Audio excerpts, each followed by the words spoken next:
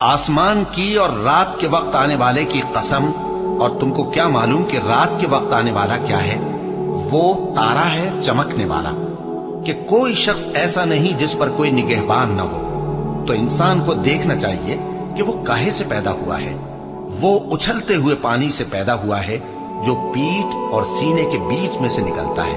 बेशक वो यानी खालिक उसको दोबारा पैदा करने पर कादिर है। जिस दिन दिलों के भेद जांचे जाएंगे तो इंसान की कुछ पेश न चल सकेगी और न कोई उसका मददगार होगा।